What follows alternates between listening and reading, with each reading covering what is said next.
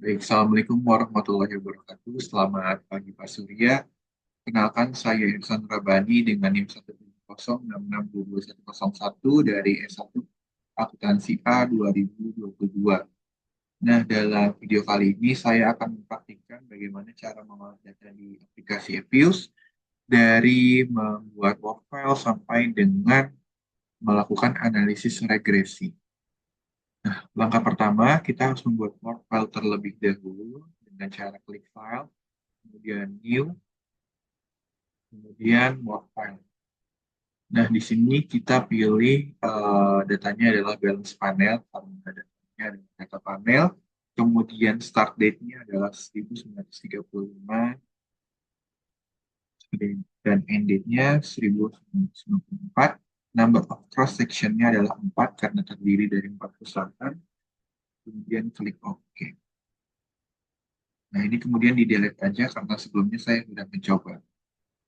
Oke, selanjutnya di sini kita harus memasukkan atau menginput data dengan cara manual. Untuk menginput data terdapat dua cara, dengan import dan cara manual. Untuk kali ini saya mencoba dengan cara manual.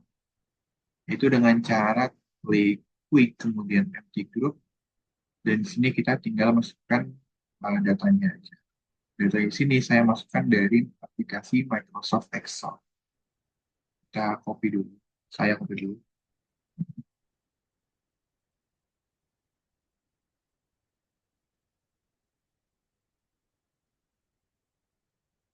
Kemudian dipaste. Nah, di sini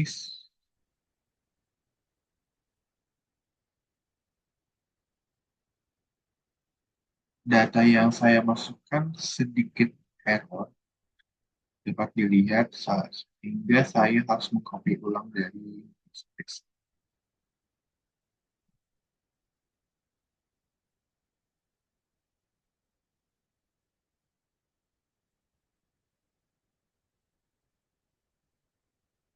Data yang di sini sudah benar. Kemudian langkah selanjutnya adalah kita harus mengedit header dari masing-masing um, variabel.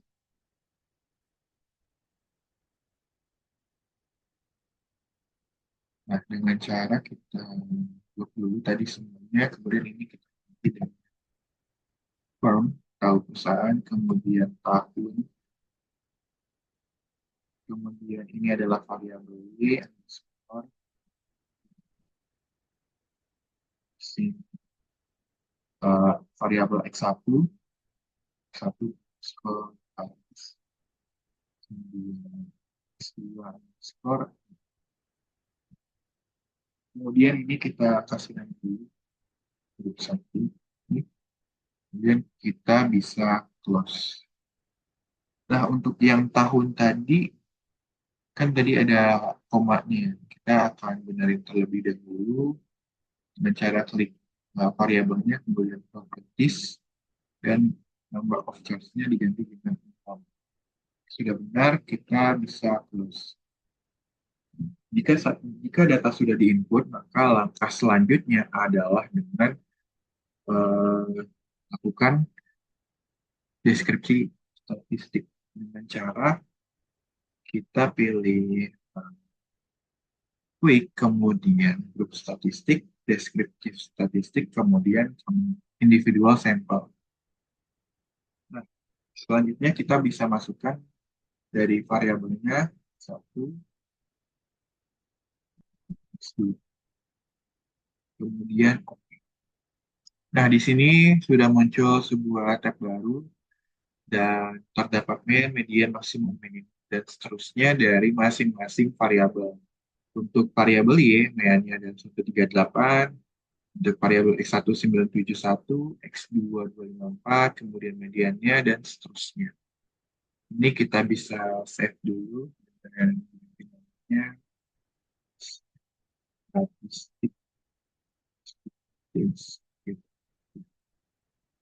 dan bisa kita close. Kemudian, tadi kan berdasarkan data. Selanjutnya, deskripsi statistik juga bisa dapat dilakukan dengan melalui grafik dengan cara klik, kemudian graf. Dan kita masukkan masing-masing variabelnya, Y, X1, X2. Kemudian klik OK.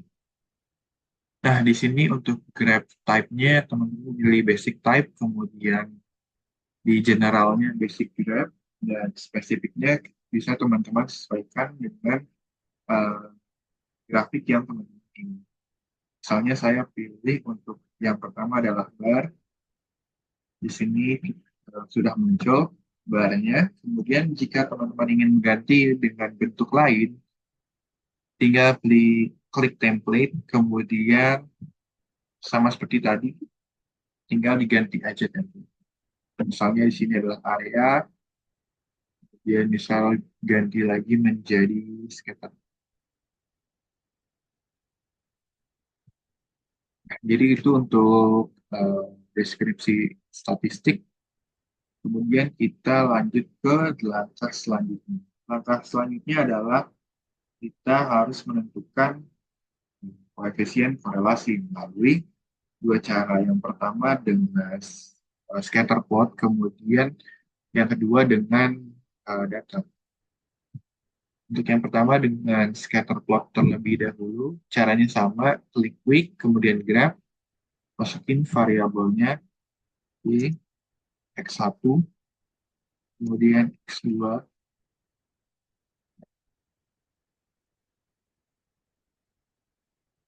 Y, X1, X2. Kemudian klik OK. Pilih scatter.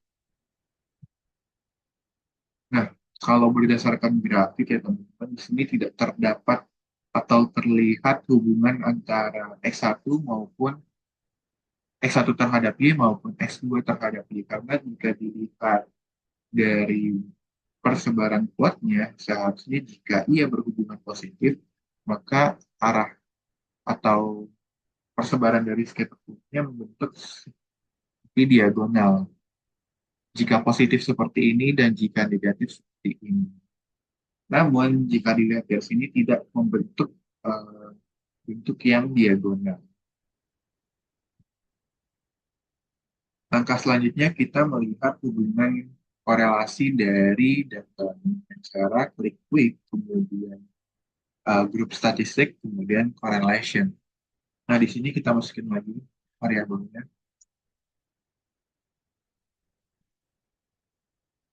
kemudian klik OK. Nah, di sini bisa teman-teman lihat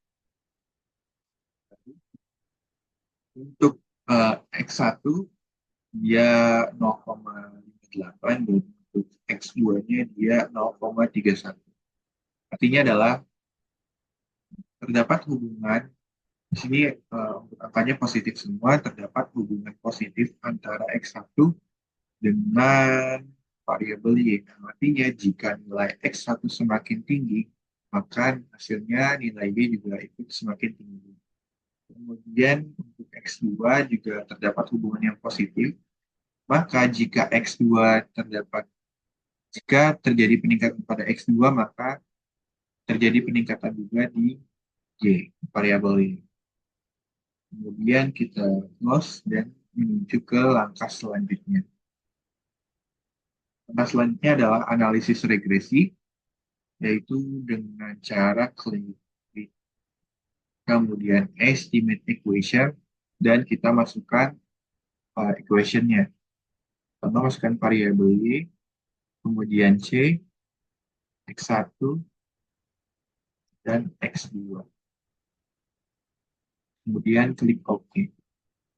Nah, di sini sudah muncul tabel dan terdapat uji parsial, uji simultan, dan koefisien determinasi.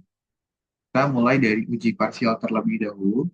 Jika dilihat di X1 memiliki nilai probabilitas 0,000 yang artinya di bawah nilai taraf signifikansi yaitu 0,05.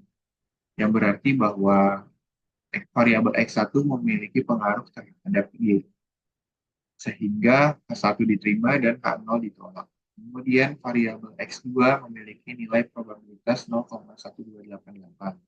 Hal ini di atas dari nilai taraf signifikansi yang ditentukan yaitu 0,05 yang berarti bahwa variabel X2 tidak memiliki pengaruh terhadap Y, sehingga H0 diterima dan H1 ditolak. Kemudian ke nilai F atau uji simultan. Nah, di sini hasil dari uji simultannya 0,000 yang berarti variabel X1 dan X2 secara simultan memiliki pengaruh terhadap variabel Y. Kemudian langkah selanjutnya ke R square atau koefisien determinasi yang berarti variabel X1 dan X2 memiliki pengaruh 0,35 sekian terhadap variabel Y dan sisanya itu dipengaruhi oleh variabel lain. Sisanya itu yakni sekitar 25% dipengaruhi oleh variabel lain.